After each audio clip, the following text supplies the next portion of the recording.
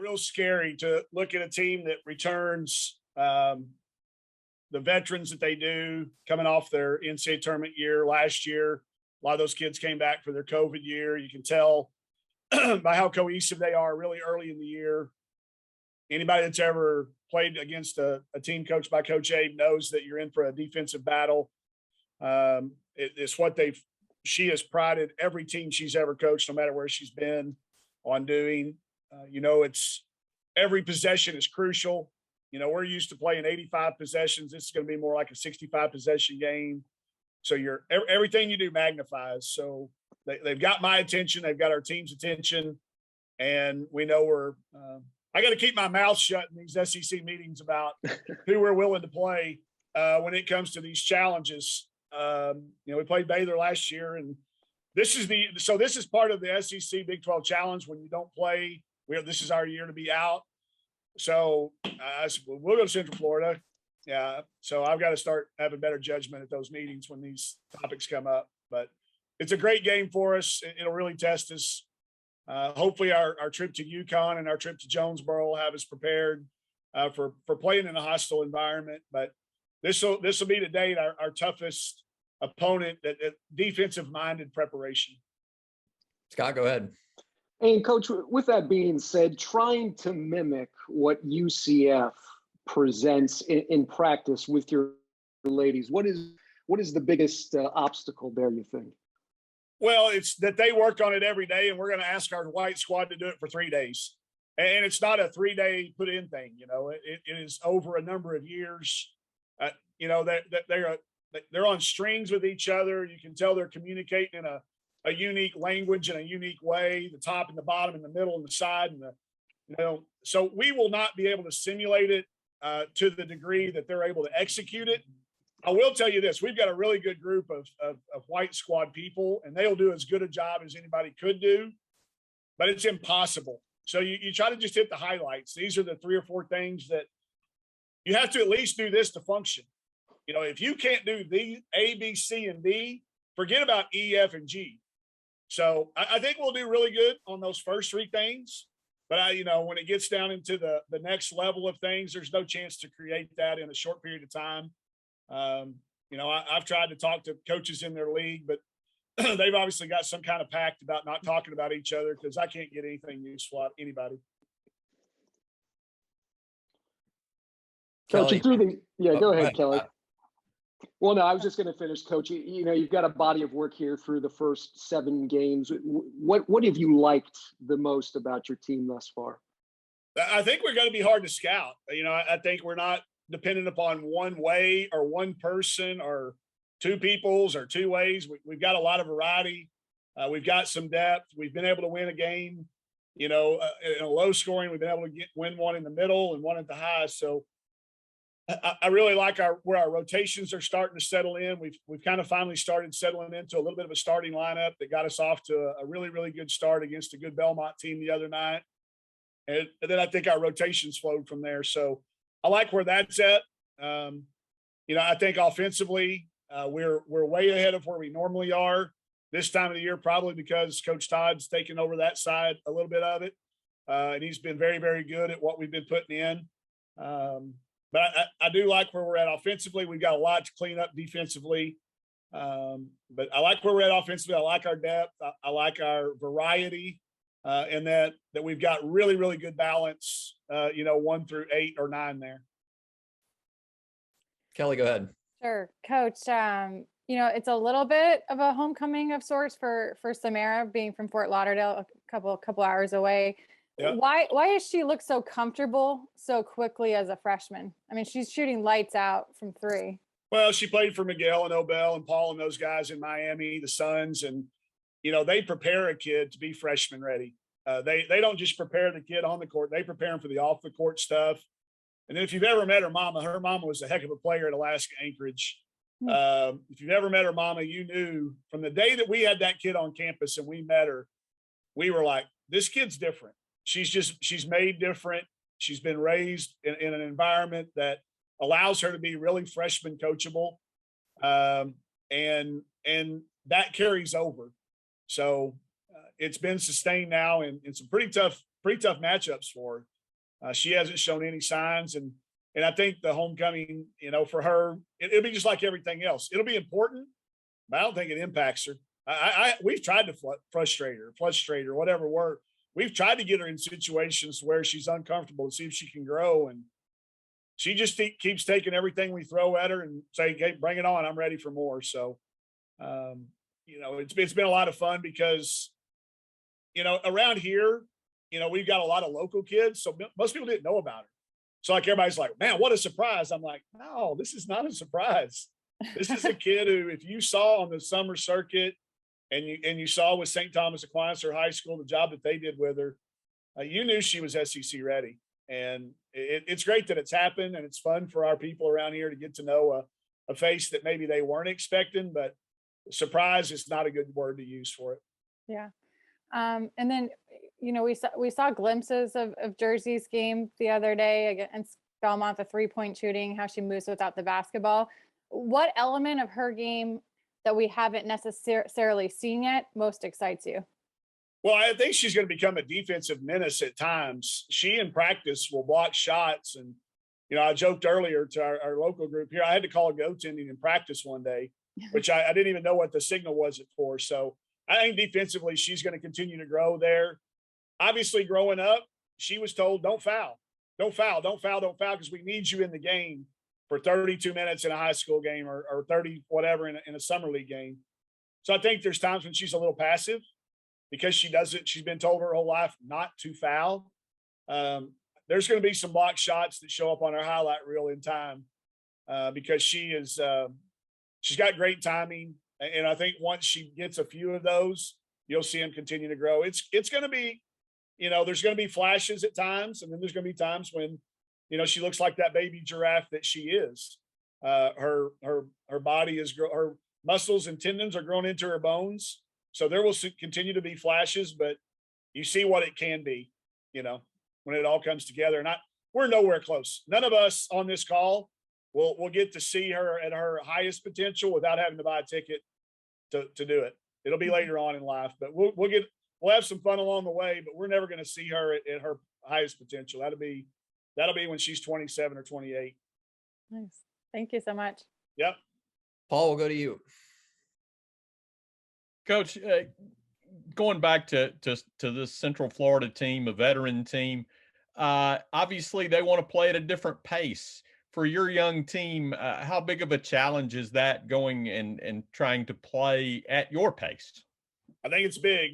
I know there'll be a sense of panic if they look up at the end of the first quarter and it's in single digits, because they'll think that we're going to be upset with that. So we're going to start today in practice. Every point we score today is only going to have half the value. So if we make it 2, it's going to be worth 1. If we make it 3, it's going to be worth 1.5. Just to get used to seeing a number up there, because the overall number is not very important. It's the margin. So we're going to start talking about that today. And every drill we do, they're going to have to value the ball twice as much. If we have 10 turnovers against these guys, that's a problem. Whereas you turn it over 10 times at UConn and you're happy. So we've got to get some perspective set and understand that the shot clock is going to get to some places that, we haven't, and we'll have some schemes for that, but we'll start today. I'm glad we have a long time to prepare for them. This would have been a real problem if we'd played these guys back to back. It'd have been a big, huge problem. But we'll start today just understanding the value of every single possession. And it will be, I don't think you can speed them up, Paul. I think it's futile. I think it's a waste of time. I think we'd be, and we don't need to do that. We just need to take care of the possessions we have and, get around 1.5. If we can get to 1, 2, or 1.5 points per possession, and the final score is irrelevant. I like to have points, but it all comes down to how many per possession. Yeah, the other thing I was going to ask is Jersey was SEC freshman of the week here. We've seen flashes, like you said, but putting two this weekend back to back, you feel like she's getting more comfortable. Yeah. It all depends on how she feels. Yeah. Her body is still a work in progress, and some days it's 100%, and some days it's less than that. So I don't know. It literally is a day-to-day thing right now. So I anticipate my expectations are based on that number. When I walk by and she says 75, then I know what we got. If she says I'm 100, I think we're going to get what we got this weekend because she was close to it. So we just all got to be really patient with that. And I've got to be the most patient. I know everybody wants to see her go 3 out of 4 every night and do what she does, but there's going to be some nights that's just not what's best for her and for the team. So she is comfortable though. I'll tell you that. And she's getting more and more comfortable with everything. We've kind of tried to limit it a little bit. We had her playing about 4 different positions just at first to see what she was going to be most comfortable doing. And now we're kind of taking that Bruce Lee method and we're starting to strip things away. And now we're focused to, hey, just be really good at this spot or be really good in this moment with this lineup. And I think that's helped her as well. Added reps in practice because she feels good. And then a narrowing of the focus during that time that she's getting the reps will be key. But it sure is a lot of fun to watch, go from making a 3 to tipping one in on a stick back to bringing the ball up the court and initiating our offense. We're not used to seeing those types of things. So we're all going to be front row for a lot of those new first things for a while. Thanks, Mike. Yep. Russell, we'll go to you. Aaron Barnum, just how much more comfortable is she as, a junior and been here several years now in her role and what she's asked to do? She's pointing things out that are getting missed. Like I forgot to say something at the tail end of a play in a walkthrough the other day. She goes, "Hey, coach, what about that cross screen?" Like, was that Aaron? Whereas before you probably could have said, "Hey, Aaron," and she just looked at you. She's really, really matured. And I think that it's come because she's played well. And when you play well, you build confidence. And when you have confidence, then you're willing to step out there a little bit more. But she's really accepted her role and blossomed in it. Very, very consistent. And, we've got to continue to have it because we now have an inside threat. There is a problem when you throw it in there to her because defenses have to collapse. She's hard to guard one-on-one. Almost impossible to keep her from getting a shot. You can affect the quality of the shot, but I don't think you can keep her from getting one. So we got to continue to keep her growing, but also understand that she's still, really just 7 games into this new role. But boy, she's been pretty consistent and pretty steady for us. If you extrapolate her numbers out to per 40 minutes, man, those are big, big numbers. What she's been putting up in short periods of time. Porter, we'll go to you. Coach, how key is it with the team you have this year that you're able to have the height where the rebounding could be a big advantage, where you can limit their second chance points and you have the ability to increase your second chance points? Well, couple that with the 3-point line moving back. I thought rebounding was going to be even more important than ever. So the fact that we've got that length coming in at this time has helped us. It's the longest into any season that I've been a head coach that we've been on the positive side of the rebounding battle. It's narrow. It's like +2, but we're usually -10 or -15 at this point in time.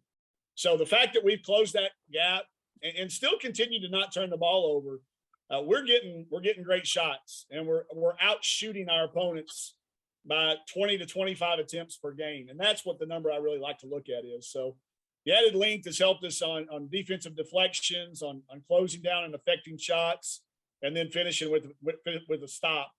And the more you can do that, the more we can run. And you know how we like to run, Porter. So those rebounds now turn into running opportunities and transition opportunities. So it's certainly a focus. I've got Coach Goldwire every game doing a very detailed video analysis and game analysis on, do you do your role on the glass? You don't have to get a rebound to get a plus part. You just have to do what you're supposed to do. And that number, giving that feedback to our kids, has been motivating for some of them and then she'll have a video clip correspond to it if they want to argue with her, which they've stopped arguing with her because they know she's got it clipped. And she grades them pretty tough. I love it. But I think all of those things combined, an emphasis on it because of the rules changes and the new 3-point line and the added length. I think I don't know how to measure it yet, but I would tell you, it's been the difference in a couple of the margins of our games being a little bit more than they maybe would have been in the past. That's what I was going to ask. My second question was how much it means to the team that some of these games that would normally be really close, you're able to pull away from these games and what that could lead on to in SEC play and later on down the season. Well, it's allowed us to continue to try some combinations. Even the other night, none of us would have said, hey, before the Belmont game, I think we're going to get to experiment in the fourth quarter on them. This is a team picked to win the OVC. Already got a win at Ole Miss and played a lot of people tough. None of us thought that would be a 20-point win. So those are opportunities we missed last year, Porter, with missing those 4 games in the non-conference. Our freshmen didn't get to play in 4 games like that last year. So, I think it's helped Riley kind of collapse the time frames a little bit to where she's further along than she would have been had we not been able to play some of these lineups, Marquisha and Alana starting there. And then Emory Ellis, we don't talk enough. I don't.